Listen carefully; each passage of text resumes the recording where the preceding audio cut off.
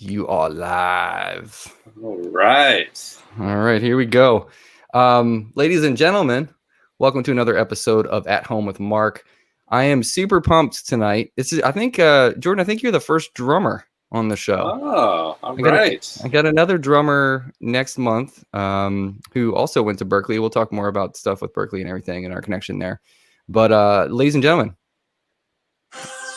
I'd like to welcome Mr. Jordan Rose to At Home with Mark. All right.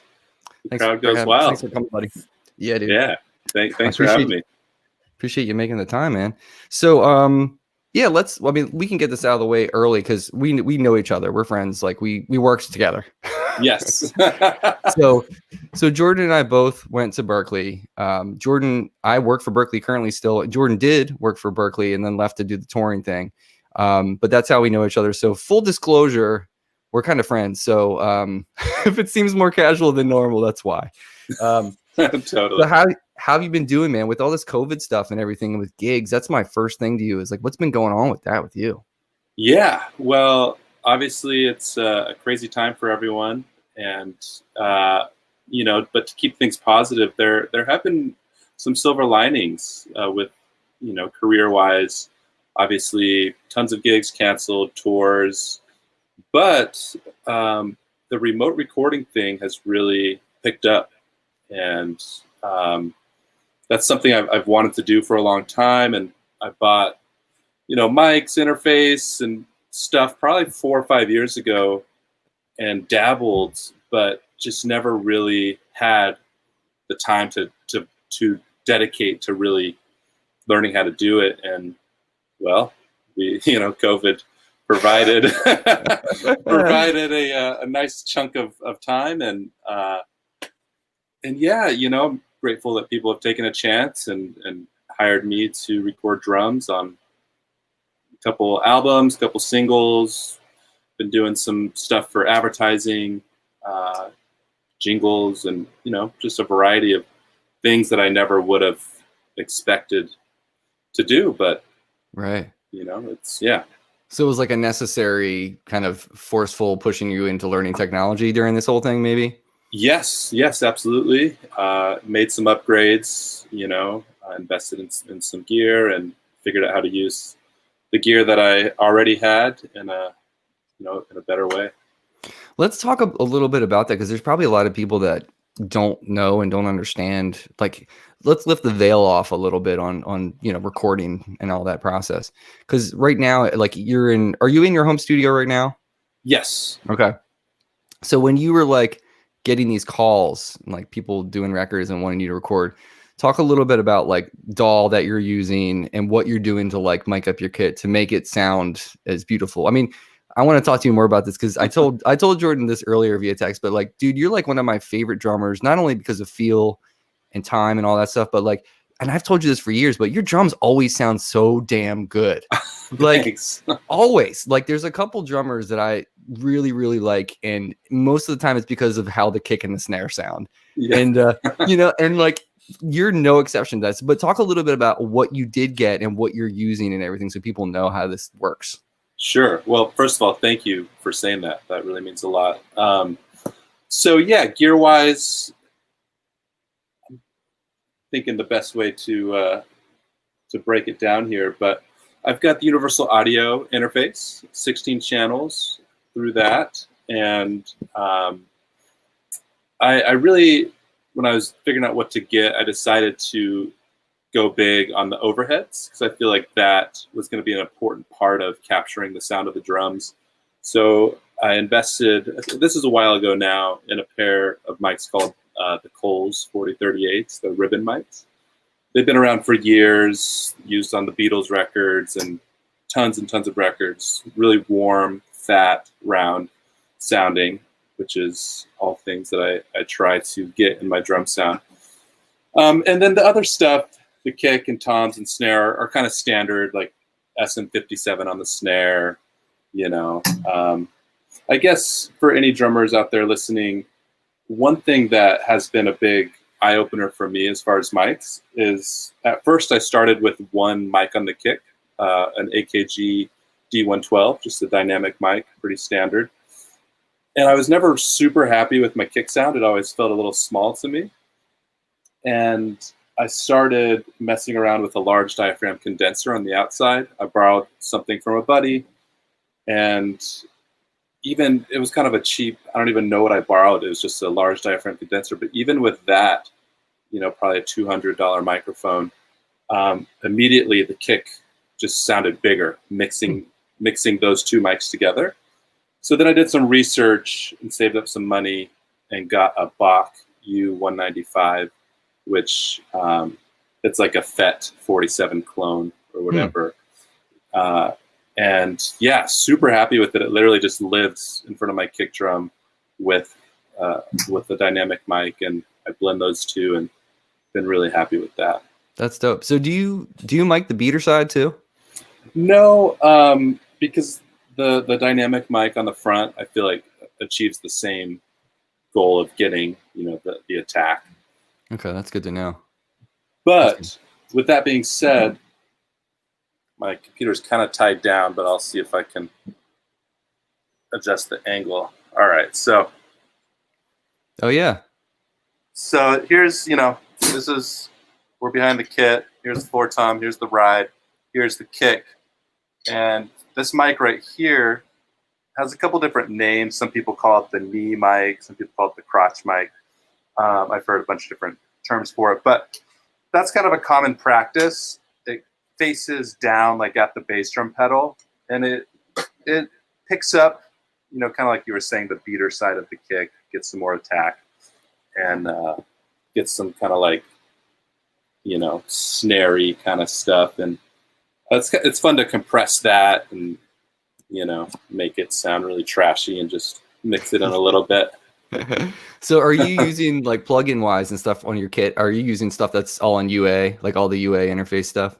Yeah, mostly. I've got a couple other things that are not UA, like the Wolf compressor, and a couple Sound Toys things, the Decapitator and Devil Lock compressor and things like that.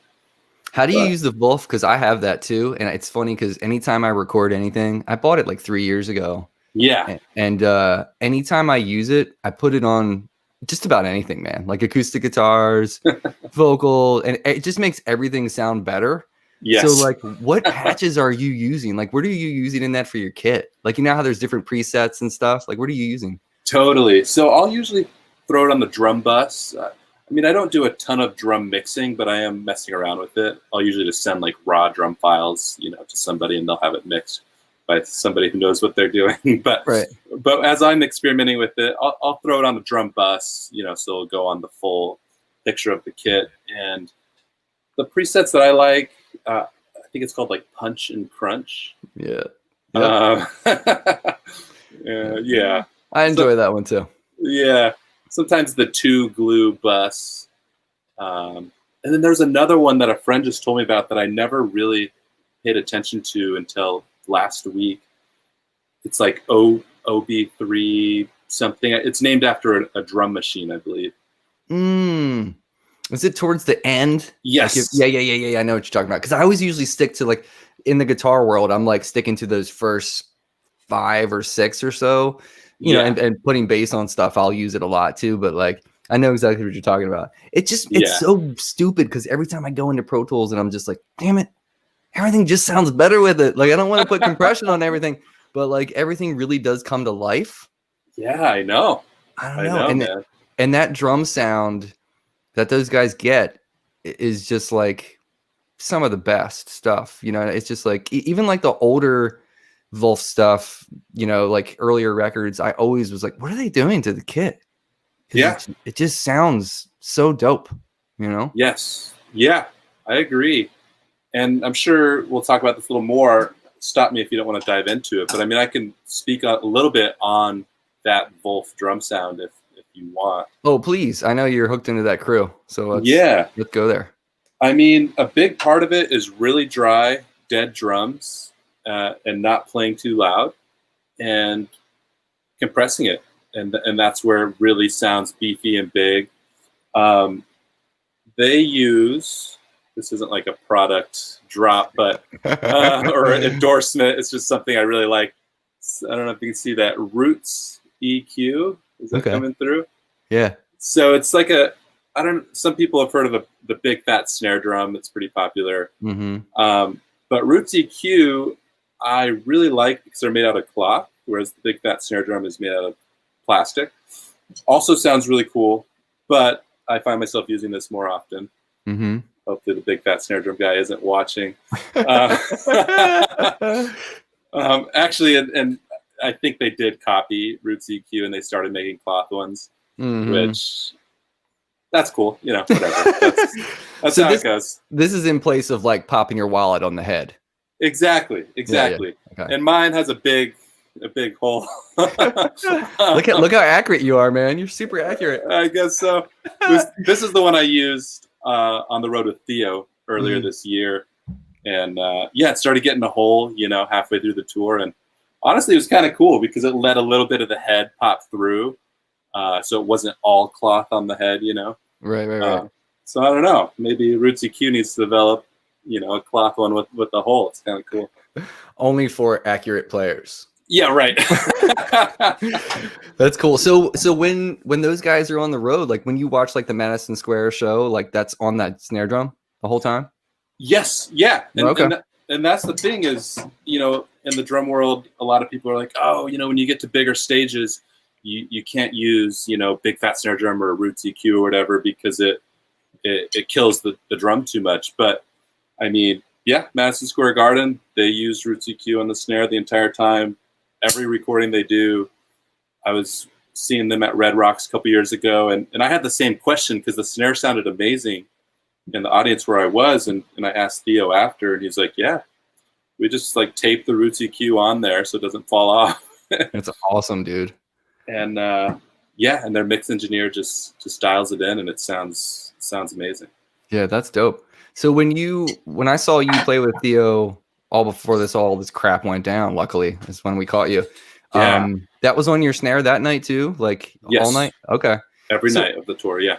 So is that like a Theo's like, dude, do you mind putting this on there? Like, I like this snare sound because I know you were talking about the floor tom setup was kind of like Theo's, and so like when he recorded those parts, you wanted to have that. So is that part of like the gig? Is just like complying with that stuff? Yes and no. Theo, he specifically hit me up before the tour and about that, floor tom on the side and putting a bass drum head on it to get that really punchy, muffled sound that he uses on the records. But as far as cymbals and drums go, he left a lot of that up to me, and I think it's just because, I think he trusted that I was going to go for the sound that makes sense for his music, which, is a sound that I'm naturally drawn to. Mm-hmm.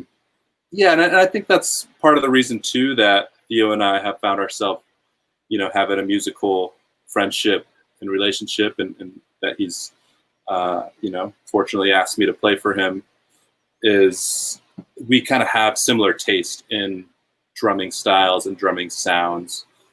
And so, yeah, he's left a lot of that up to me, but, if there's something out of place, he would definitely, he's not afraid to say anything. Yeah. Was your first hit with him at that Knicks game? Yes. Talk about that, because when I saw that, I think I hit you up after that. I was like, "What the hell?" Because like I've been following Theo since. I mean, the first time I heard Wolfpack was like 2010. That's when I heard "Wait for the Moment," and I was like, "What is this band?" Yeah. And then I like just went down the rabbit hole, and then I listened to Theo's first record and read more about him and like all his influences guitar wise too, because we have very similar interests as far as like Soul Live and all those cats and songwriting wise, same kind of thing. But because you were living in New York at the time, right, when that went down, so how did that happen? How did that come together?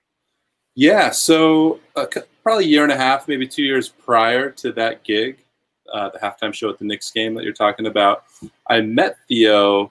I was playing with Caleb Hawley, who I think you know as well. Love his music. I don't know him personally. I would love to get him on here too. He's great. Yeah, for sure. So I played with Caleb Hawley for about 5 years and started playing with him shortly after moving to New York. And we did a gig in LA. It was a double bill, Caleb Hawley and Theo Katzman. And it was before Wolfpack had really blown up. I mean, they had like a little bit of a following, but nothing too crazy. And I had never heard of them. I'd never heard of Theo, never heard of Joe Dart or any of these guys. And Caleb was telling me, he's like, yeah, we're going to have this bass player, Joe Dart. He's going to play for both bands that night. And he's super great. You're going to love playing with him. And sure enough, yeah, Joe blew me away the first time in the rehearsal room. We just rehearsed, one time the day before the show because it was an out-of-town hit. And yeah, he came in, he had everything memorized and just like elevated the entire energy. And I was like, wow, I see what Caleb's talking about. This guy he's a special talent. Yeah, man. And anyway, that show is where I met Theo. It was at Hotel Cafe in LA, if you're familiar with that. It's kind of like the Rockwood Music Hall of LA. But yeah, at that time, I didn't even know that Theo was a drummer. I just saw him up there as a singer-songwriter. But after the show, we were talking, and he started talking about drums and told me he was a drummer. And so then I went home that night and I looked up Wolf Peck and I saw Theo. I don't even remember what song it was, but I was like, man, the way he played drums really resonated with me. And we had exchanged numbers, so I texted him and we just stayed in touch, talked about drums, whatever. He's a super, super friendly guy. And yeah, a year and a half, 2 years later, he texted me and said, hey, I've got this gig playing a halftime show at the Knicks. I'm trying to put a New York band together. Are you interested? And yeah, I told him I wasn't. And well, I was so happy to see that, because not only because obviously you deserve playing with people like that, but it's just cool, like when you see friends playing with other musicians that you really admire and that you really respect is the most important thing to me. Is like, I really respect what he does and what Caleb does and all those cats. And I think, what's hilarious is I'm pretty sure it was Caleb, but like, do you remember the Lizard Lounge in Cambridge? Yes. So they had a songwriting contest. It was like every Monday night they had this songwriting contest thing. And I went and did it one night. One of my buddies told me about it. And he's like, you should go and do it. I think you'd really have a lot of fun. So I went and did it. And that night I won. And then at the end of the year, they bring all the winners back to kind of go head to head. And they do like a bracket. And there was like, there was like 6 acts before me. And then I was going on. And the acts before me, I was like, oh, okay. I think I'm feeling good. I'm feeling like I can do this. Not to say those other people weren't talented. They were all talented, but I was like, my songs are strong. You know what I mean? Sure. Yeah. And then they're like, and Caleb was against me. So it was like 2 people, and he went first, and he played guitar, and he played something that was so Michael Hedges, like just this amazing guitar. And his voice is so great. Sure. And I had my guitar, and I was like, I can't play guitar now. Like, I can't go up there. So I was like, what I'm going to do is play piano, because I had another song that I played piano, because I would play piano too. So I was like, I'll do that. There's no way I'm going to win. Like, he just performed his ass off. There's zero, I have zero chance. So I'm just going to have fun. So sure enough, like, they chose him. But that was the night I went home. I was like, all right, so this guy just kicked my ass. I need to go look up to see where his music is. I got to find out more about this dude. And then I didn't even realize, like, he wasn't even living in Boston at that time. I think he was in New York. Okay. So I think he came up to do it. But that was my first Caleb Hawley experience. Dude, that's just getting my ass handed to me. Oh man. Well, I'm sure you sounded amazing as well, but that's a really funny story. Yeah, it's when I think back on that, I'm just like, I was 28 years old, something like that. I was close to having a child, and and I was just like, man, like I thought I was gonna pull through, but nope. But anyway, so when I saw that you were playing with Theo, I was like, okay, so what's this gonna lead to? And then we bounced forward several years, and you just played in DC, and my drummer and I came to see you guys. Right. And you played on this last record, right? Didn't you play on one song? One song, yes. Darling, Don't Be Late. Which song was it? Not Too Late. Okay. Yeah. So how did you record that? Did you go to Michigan, or did you go to LA to record on that track, or did you do it in your home studio? That was in LA. I can't remember the name of the studio. A friend of Theo's, beautiful studio. But it was just me and Theo, and he recorded piano and vocals live, and I recorded drums live, and then he added the other stuff later. Yeah. Okay, cool. And then what tracks? So Theo played a little bit on that record, drum wise, right? Yes. Okay. Yeah. But it was you, Theo. Who else played on it? Louis Cato. Louis Cato. Yeah, I remember that. And then is that it? Is that all the drummers that played on it? Okay. Yes. Mm-hmm. So you're in awesome company, basically, on that record. Man, honored. Yeah, I love both of those guys. Yeah, because Louis is no joke either. Yeah, insane. Yeah. Have you, in being in New York at all? I'm sure you've kind of wandered the venues and gone to shows and seen players and whatnot. Has there been any shows that you've walked away from where you were just like, I'm so glad I'm in this city right now? Man, well, on the topic of Mr. Cato, one of his shows, he had a late night show at the Blue Note. I think it started at 12:30, but Louis, he's a very relaxed guy, so I think it started a little later. But also, not to mention, he had to set up, like a million instruments because he plays, everything. He brought an upright electric, drum set, guitars, acoustic electric, and et cetera, et cetera. It's crazy. But yeah, man, that night was just super special. This was last year sometime, and Louis just has such a, he just lives and breathes music. And I think, Blue Note basically had to kick him out because he just kept playing. But it was like a nice way of kicking him out because they didn't want to stop him because everyone was just loving it so much. But I think they're awesome. Probably, the city makes you shut down at like 5 a.m. or something. But right. Yeah, he probably played a 3-hour set and had all sorts of guests come in, John Batiste, some different vocalists, and it was just beautiful, beautiful night. Have you ever seen Louis Cole down there at all play live? That guy. Oh my gosh, that dude! I mean, sorry to interrupt. That dude's right foot. I don't get what that dude's right foot is on, man. Do you know what I'm saying? Like, I mean, as a guitarist, it's funny to say that, but it's just like every time I see him play and every time I hear him play, he has so much control over his right foot. Yes, I 100% agree, and I would add that he has control not only of his right foot, but of all 4 limbs. Of course. Yeah, of course. But yeah, I've seen him live, not in New York, but I saw him at Red Rocks. It was Noah, Wolf, and Kamasi Washington playing that night. And man, Louis Cole, just on another level. So unique. Yeah. It's just like out of control. I mean, anytime I hear anything he does, I immediately gravitate towards it just because it's so interesting rhythmically. And I think that's why I gravitate to you guys too, as drummers. Is like I play drums as like a third instrument for fun. Yeah.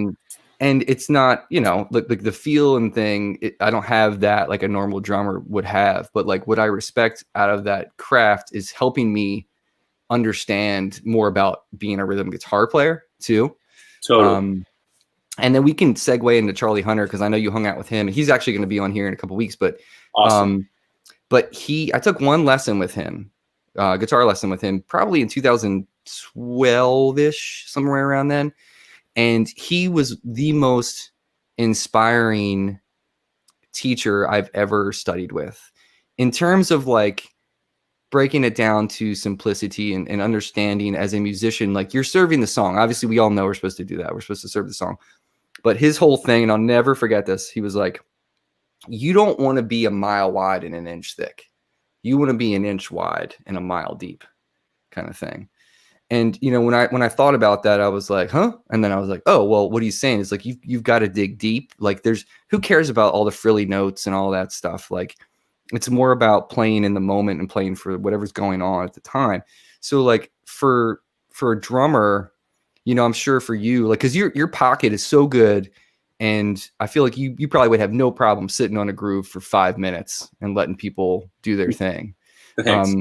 Have you been in a situation like that where you're like, does anyone give the drummer some to you? Like, is there ever a moment where like, go for it, buddy? Or is it just like, nah, you're so stanky. You just stay on the groove. So. Thanks. Well, thanks for the compliment. Also that that quote from Charlie Hunter. I'm gonna write that down. That's pretty deep, pun intended. Yeah, dude, I called him Yoda. After that, I was like, "Thank you, Yoda," and he was like, Yeah. "Huh? You're a super nerd, bro." That's awesome. Yeah. But to answer your question, yeah, there's definitely times where people say give the drummer some, and yeah, my instinct in those moments is to just keep the group going and maybe change it up a little bit, add in a little flavor here and there. But yeah, when I was younger, my instinct would be, oh, it's drum solo. I have to play a drum solo. But I've found that I'm more comfortable playing a groove and and watching drummers like Steve Jordan, for example. He's the master of playing a groove drum solo. And so I've kind of taken that as an example. And, not to say I won't do some drum solo-y things, but I try and base it around a groove, as I find that to be more interesting to what, to myself or whatever. Yeah. Talking about Steve Jordan? So, as a young drummer, did you ever imagine using 17-inch hi-hats? No, that wasn't even a concept coming up. Right. Yeah. So did you find that sound through Steve Jordan, or was there other people that inspired you to do stuff like that? Steve Jordan and J.J. Johnson. Yeah, they were both playing 17-inch hi-hats. And when I was at Berkeley, I got like a Zildjian scholarship or whatever, where it was a little bit of money for tuition. And then I got to go to the Zildjian factory, which is in Boston, and pick out a set of cymbals. And the guy that was helping me pick out the cymbals was like, oh, J.J. Johnson was just here. And these are the 17-inch cymbals that he was using. It was a combination of two different crashes. And I was like, yep, give me those. Give me those. So great. That's so great, man. That sound is so awesome. Are you I know we talked about this earlier when I mentioned John O. Ricks, but are you into the Wood Brothers at all?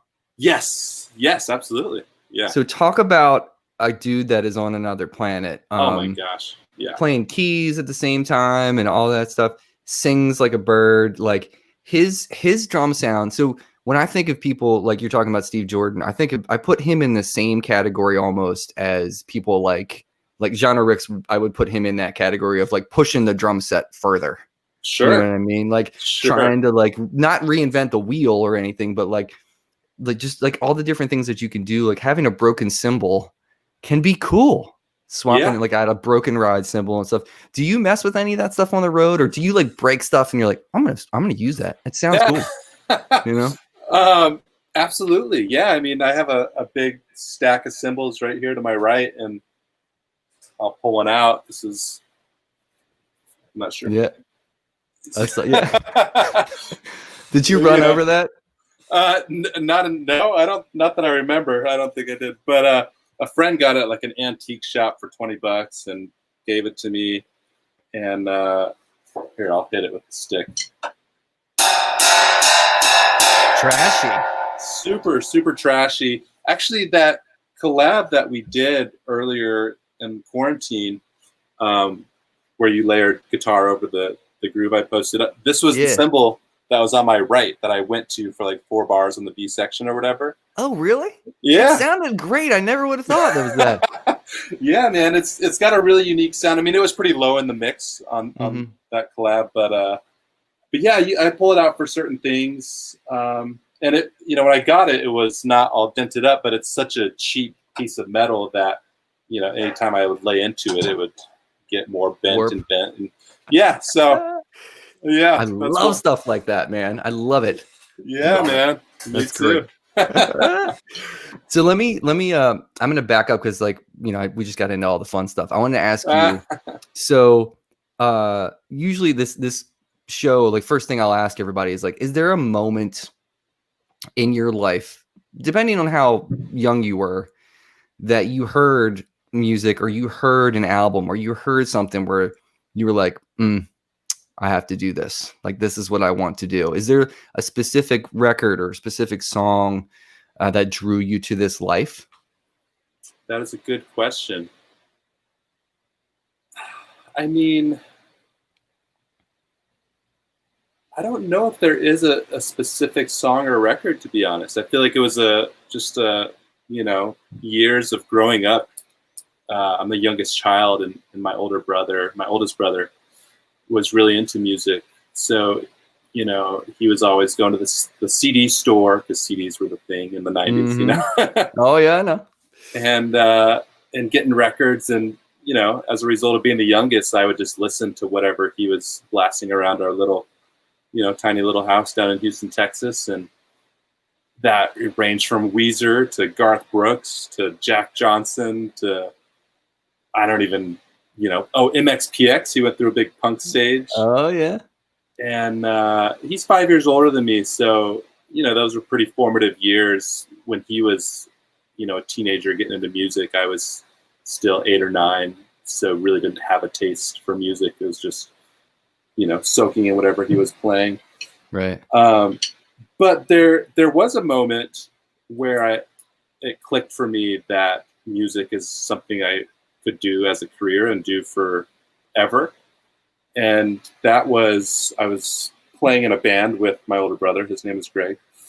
He was the lead singer. We were called Skyward. And we would practice in our garage, more like perform for the whole neighborhood, because Nice. they would all hear it, whether they wanted to or not. But there was a guitarist that was in that band who was also older than me that I really respected, still do to this day. He's an amazing musician and still playing music full time down in Austin, Texas. His name's Ethan Kennedy. But after rehearsal once, we were all packing up our stuff, and I don't remember exactly what was said, but I was saying, I don't really know what I want to be when I grow up. You know how young people, I think I was like 11 or 12 at the time. Mm-hmm. So, people of that age talk about, oh, when I grow up, I want to be this. And Ethan looked at me. I remember exactly where we were standing, and he's like, why don't you just be a drummer? And, it wasn't until that moment that I even considered music as a job, because no one in my family had been a musician. Yeah. And I'll never forget that. And, as time progressed and as I got more serious about music, that has been kind of a pivotal point for me. Yeah, man. Where it's like, yeah, music is a job. And I learned of, hundreds of people who have done it and had a great life. So, yeah. That's all. Is that what kind of led you to music school? Is just kind of unraveling like the kind of stuff you could get into? Because I know for me, Berklee was my second degree, and I didn't know as a songwriter, I had no clue what options were available to me. So I was like, well, I'll go to Berklee. I'll get in the songwriting program. I'll see what kind of careers are out there. Now I work for them, but like, I got stuck into that world, which I'm happy I am. But like, yeah, is that kind of what led you to want to try to test the waters at music school a little bit? Yeah. It's funny. Around that same time, I met somebody, actually at my church, who was he was in town on like a volunteer thing, doing some service in the area, and he was a student at Berklee, and I had never heard of Berklee. Again, I was probably 12 or 13 at that time, and yeah, I had never heard of Berklee, but he told me about it, and he's like, yeah, I'm majoring in guitar. Berklee's awesome. Went on to, Yahoo, I think was the popular search engine at the time.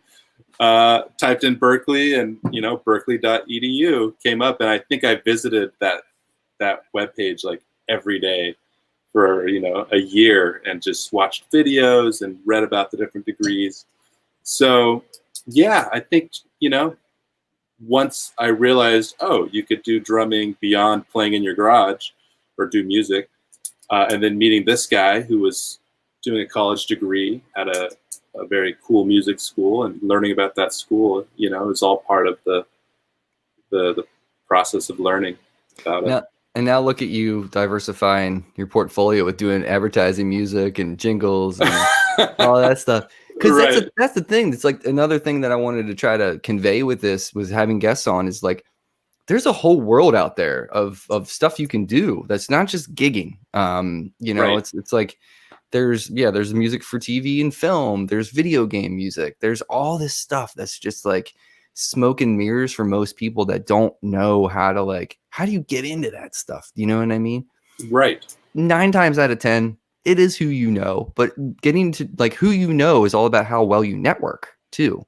That's true. So, you know, it's, and I think you've done that really well. So when you left Berkeley, so you went on the road for a while. And what blues band was that? Joe Louis Walker. Oh yeah, Joe Louis Walker. Mm-hmm. And then that's where Eric was in that band with you too, right? That's right. Mm-hmm. Okay. And both of you guys are crushing it. Look at him, he's playing with Kraz, and it's just like, it's so fun to see all that stuff, man. But like, Thanks. so after you did that and then you came back, is that when stuff started to kind of, that's like around the Theo play the next game kind of thing? You're like, oh, I have options of stuff I can do now. I might be coming in demand a little bit. You know what I mean? Yeah, I would insert a few years in between Joe Louis Walker and Theo. When I first moved to New York was about the time I stopped playing with Joe. And that's shortly after that is when I started playing with Caleb. Okay. And then it was about a year and a half into playing with Caleb that I met Theo, and then, you know, another year and a half before the next game. Right. And so on. So, yeah. But your name started to travel, I'm sure. Well, I hope. Yeah, thanks. Well, I would shout it from the rooftop, bro. I'm like, and I want to get into this too. And I'm sorry to interrupt you, but you're good. I feel like, and I want to talk a little bit about, well, tell me what you were just about to say, and then I'll go into this. Sure. Well, what I was going to say is I owe so much to Caleb Hawley. Playing with Joe Louis Walker, that was literally right after graduating Berkeley. My first gig with him was at BB King's in Times Square, the day after the commencement ceremonies at Berkeley, which was awesome and also terrifying. That was an amazing learning experience. I did that for about a year and a half. But coming into New York, I really had a desire to connect with some other musicians that were closer to my age, that were writing original music that I was inspired by. And I heard Caleb Hawley for the first time and was blown away. Anyway, his drummer at the time was moving to LA, recommended me, and Caleb took a chance and, you know, ended up playing with him for 5 years or so. But speaking of name traveling, I think just playing with Caleb, he's so respected by so many musicians, you know, especially in the local scene here in New York, that anytime we would play locally, there would be, you know, probably 50% of the audience was musicians. Mm-hmm. And I think that's one of the best ways to network is for musicians to hear you play. And, you know, you can do that online now, but I think it's even more effective in person. You know, they hear you play and then you can talk to people and whatnot. And I think that's been a really effective way to build a network, to meet musicians. And, you know, I just thank Caleb for that because, you know, he sacrificed a lot to get all of us in his band and give us give us a stage. Yeah. And yeah. Cool. Yeah. And everybody, you should go check Caleb Hawley out too. And like Jordan played on some of his stuff as well. Yeah. Which records did you play on of his? I've been on the last 3, some more than others. I'm so bad at the record names, but Sad People is one. Love, Drugs, and Decisions is another. Okay. And it's a combination of some programmed drums that Caleb does really well, and then mixing in some of my acoustic drums. And he's had a couple other drummers on these albums too, but yeah. It's just a combination. Nice. Yeah. And let's move to, you know, from the Jordan Rose spreading like wildfire. Everybody wants to hire him. So the reason I texted Jordan this earlier because I want to get him to play on, you know, some music over the next year or so. But the reason I would want to hire you is first, you're a good dude. I mean, that's, I think a lot of people don't realize it's like that BB King quote about like, I would rather hire somebody that's coachable, that is a good person than hire a hotshot who has a bad attitude kind of thing. So that's said about you. I'm sure everybody loves, you know, having you in their band because of your attitude and because of your work ethic as well. But like you, and I told you this earlier too, but your drums always sound so good. I want to talk to you a little bit about how you tune your drums and how you like find your sound, because you have a sound now. I mean, there's, you can hear some guitar player. If you hear me pick up a guitar and I put a slide on my finger, I'm going to sound like a bad impression of Joey or a bad impression of Ariel. It's like, that's the thing. And that's fine. Like when your influences come out, it's the same way with drums, but like you have a fingerprint now that I want to kind of pick your brain about how you go about tuning your snare, or what snare are you using right now? It's a Ludwig Superphonic. Okay. Here. Yeah, my buddy just let me borrow one. He was like, "You can get," because I have a Yamaha Stage Custom. Yep. I have a Yamaha Stage Custom because I'm a guitar player, but I don't like the snare that comes with it. And my buddy was like, "Just borrow my Superphonic. It's a 6.5." Ooh, nice. And he was like, "Just borrow it. You can have it like infinitely right now. Just listen to see if you like it." And he's like, because you can get an Acrolite, and it's basically the same dang drum." Yes. Totally.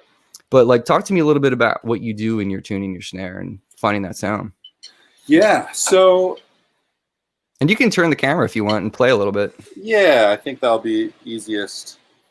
I mean, it depends on what I'm doing, but I would say the majority of my gigs in the last couple of years, I've had a pretty dead and dry snare sound. Mm-hmm.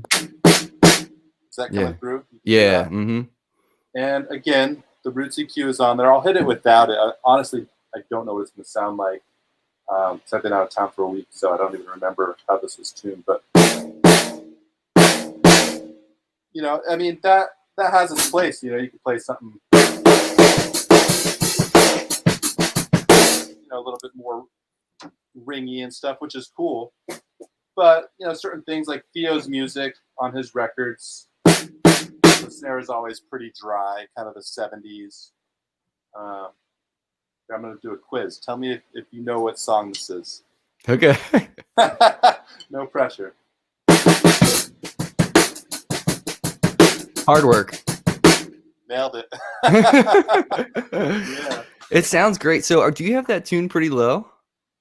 Yeah, it is. I mean, it can go lower, but it's probably like a medium tension. And to be honest with you, I've never really been into like that super precision tuning where people go around with a drum dial and they make sure every lug is the exact the exact same. I mean, I'll do that to start out, but then it's just kind of a feel thing. I'll loosen up.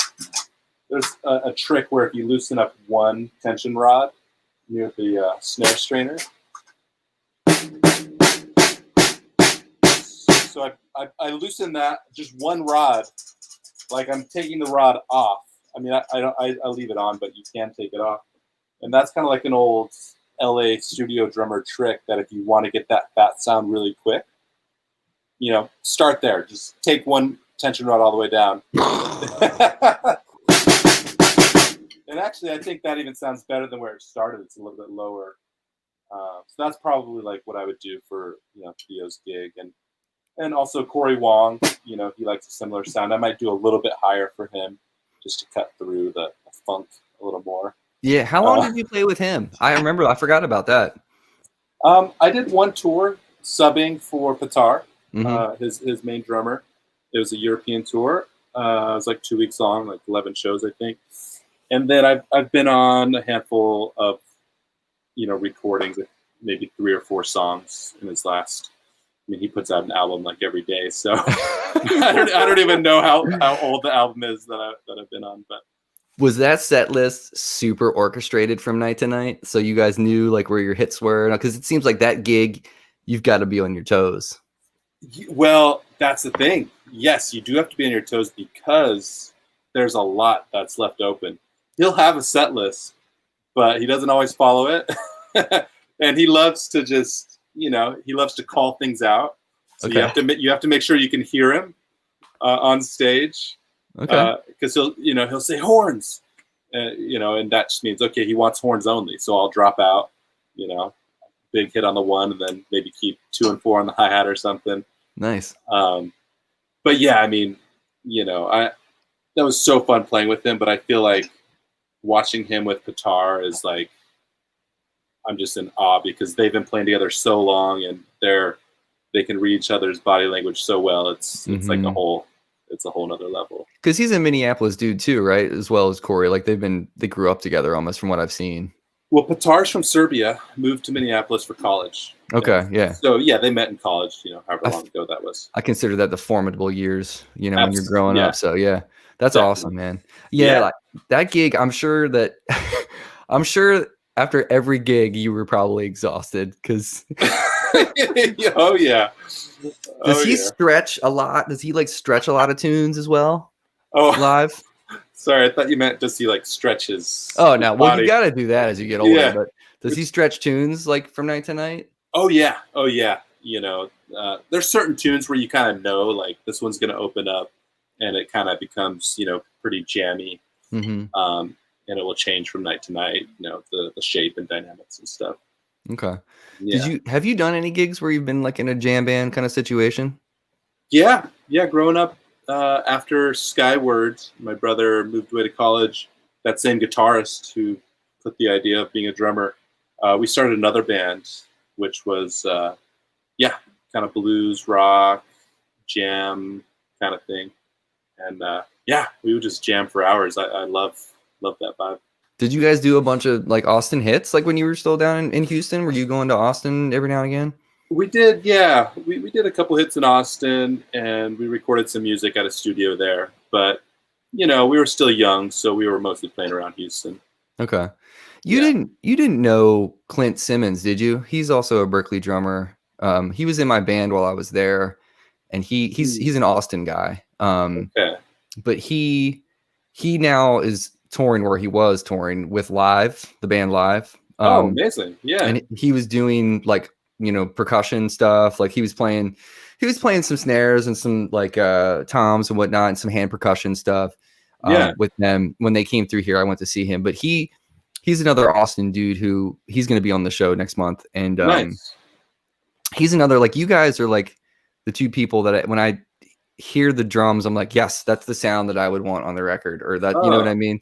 Like you cool. guys are very, he's got like he has that Austin sensibility, like that Texas sensibility. And maybe that's what happened. Maybe that's what it is. Like you guys, maybe that's what it is. Cause maybe it's just like the water you guys drank growing up, or it's like the big Texas drum sound. Cause like, were you into ZZ Top at all or anything? Like those big drum sounds?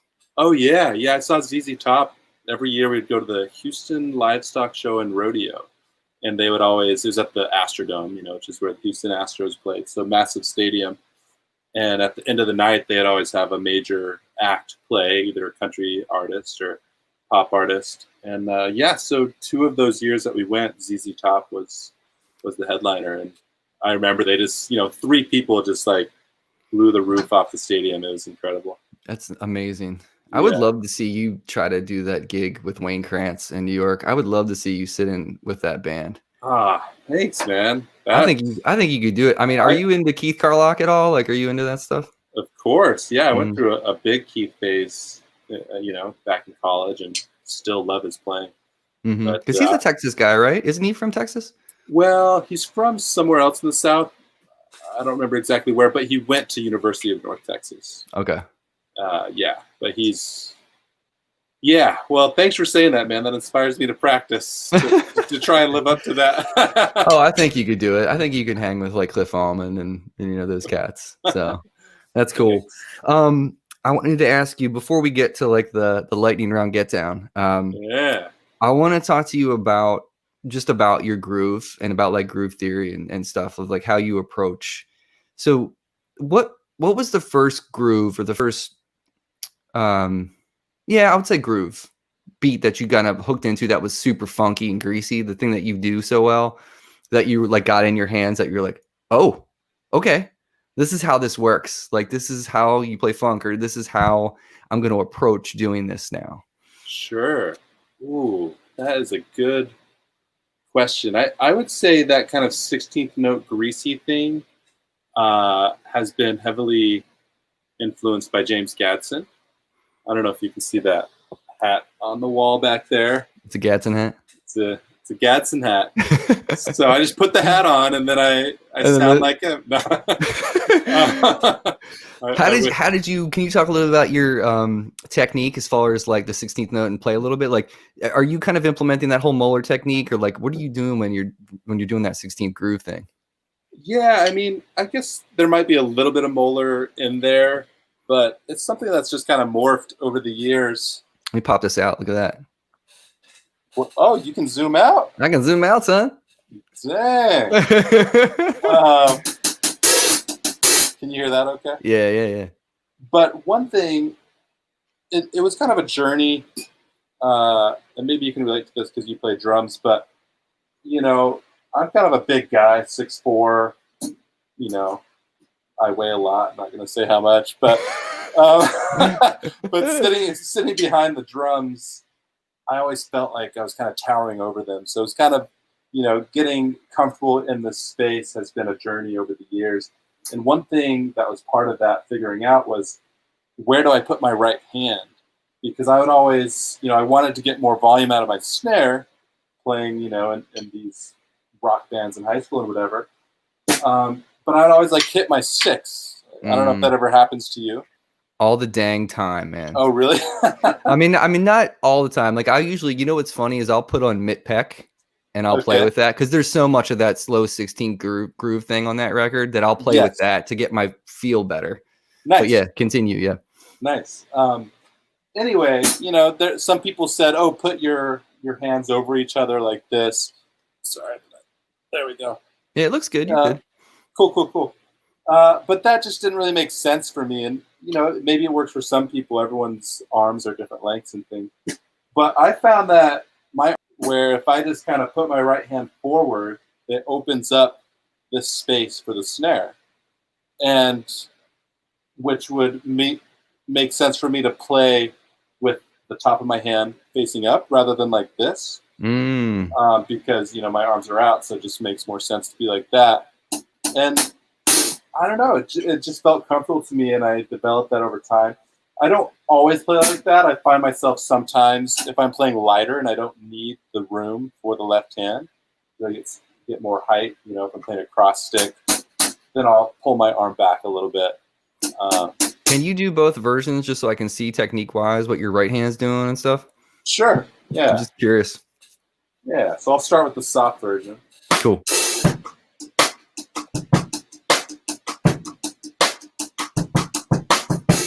So, I'm not sure, you know, the angle what you can see, but my hands are definitely crossed over here. Yeah. So I'm going to go louder. And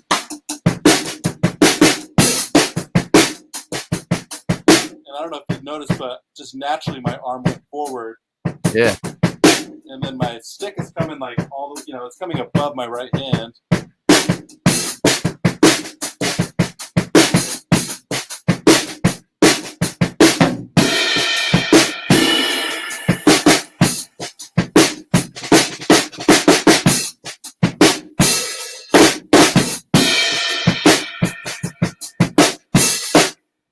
Nice.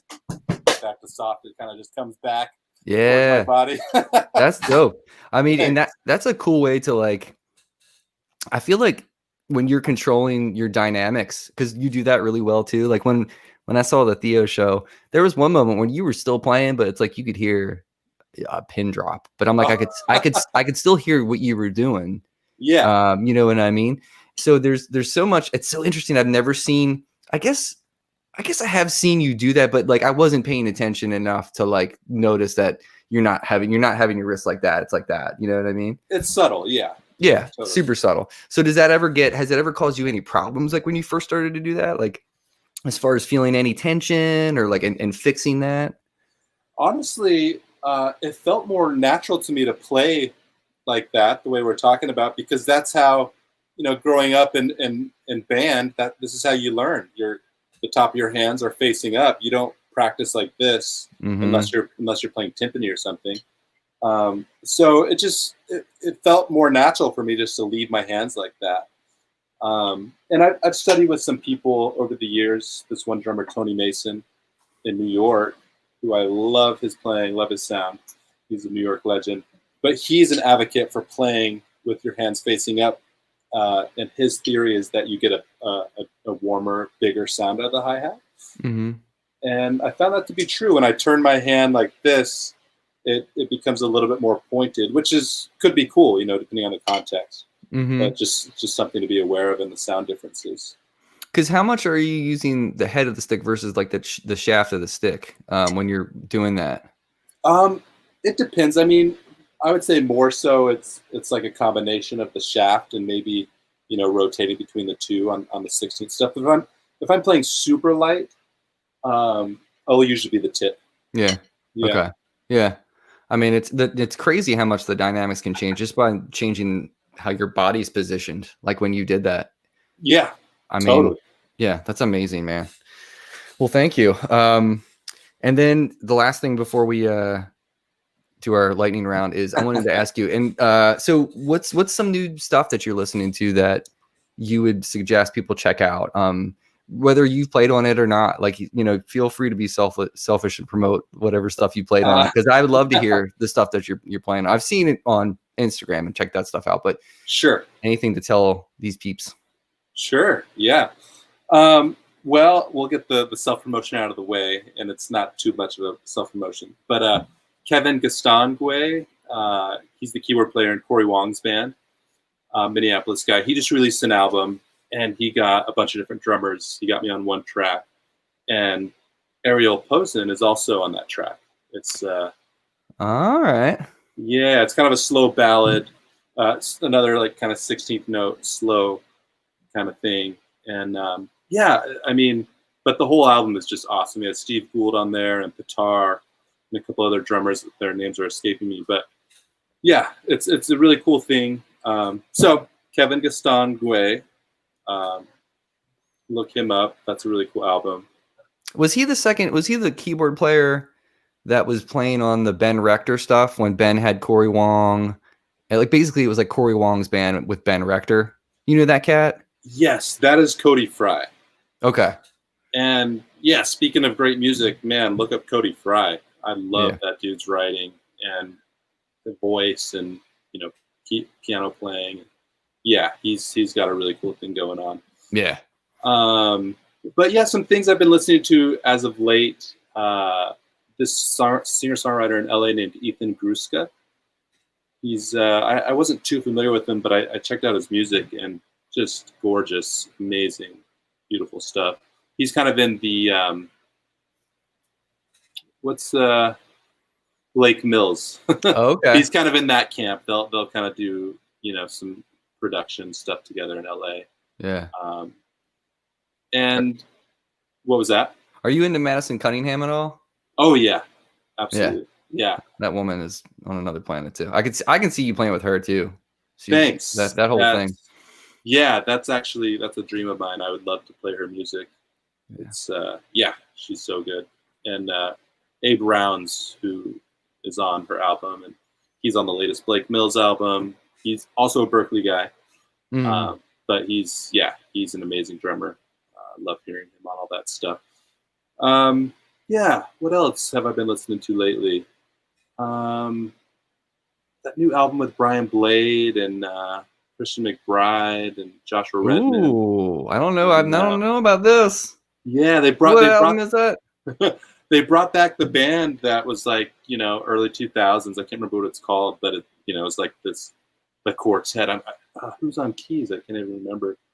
But I've been checking that out a little bit. It kind of just took me back to high school and college when I was really heavy into listening to jazz, and so that was kind of nice. But last album I'll say as far as new stuff is this drummer named Ted Poor.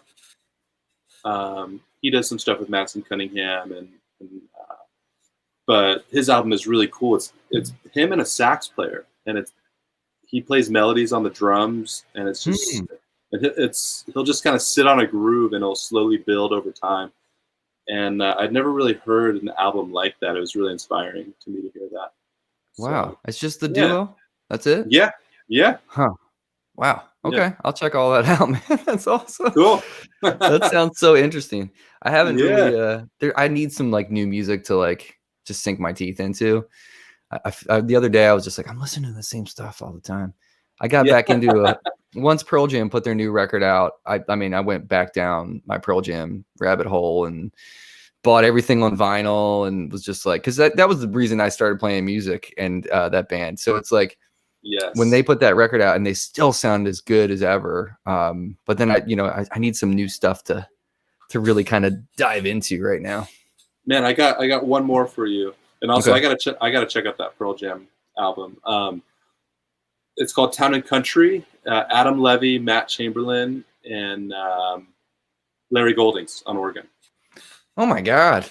And it's just, dude, it's so good. Yeah. It's been out for maybe 3 or 4 years, but I wore the album out when it came out. Oh my gosh. Okay. Yeah, that's the Scary Pockets, the Scary Golding stuff. Yeah. With Robin Ford. Oh my gosh, dude. Yeah, I know. that one track, we right before COVID happened, we were supposed to play this bar, and I sent that 80s TV theme song that's from that record to my band saying, we're playing this next gig, everybody learn the parts. And I worked on it, and then boom, everything got shut down. I was like, man, I wanted to play that song so bad. It's such a good track, man. Oh my, that whole album. Well, hey, your bandmates better have that song. They've had a lot of time to learn it. I know. For that upcoming gig. So. I know, right? All right, you ready for this lightning round get down? Yeah, ready as ever.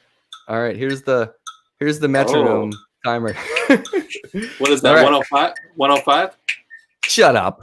Yes. Did you get that from the Joey? I heard it. Yeah, exactly. Look, it's like your time is that good. No, I wish. All right, here we go. The first question is always the same: Lennon or McCartney? McCartney. Snickers or Milky Way? Snickers. Match or traditional grip? Matched. Learning to Fly, Tom Petty, or Learn to Fly, Foo Fighters? Tom Petty, for sure. All right. Gandalf or Dumbledore? I've never seen that movie or read the books. We will redact that from this. I'll forget that ever happened, Jordan. Okay. Oh, man. All right, 22-inch or 24 kick? 22. Okay. More earbuds or headphones? Earbuds or headphones? Earbuds. Star Trek or Star Wars? Also never seen those. Jordan. All right. Load in or load out? Neither. Oh yeah, I forgot. You got roadies now? No. I'm just saying I don't really enjoy it. You don't want to do either? Yeah. All right, so this last one. Zigaboo Model S or Clyde Stubblefield? Oh man, how do you even choose? You have to. How about Zigaboo Stubblefield? You can't do that. It's against rules. You have to choose. All right, well, let's go with Clyde. All right, cool. If I have to choose, yeah. You made it through. Give yourself a pat on the back. Woo. Wow. I will forget all the TV references and movie references. We can still be friends. Okay. I'll get watching right now.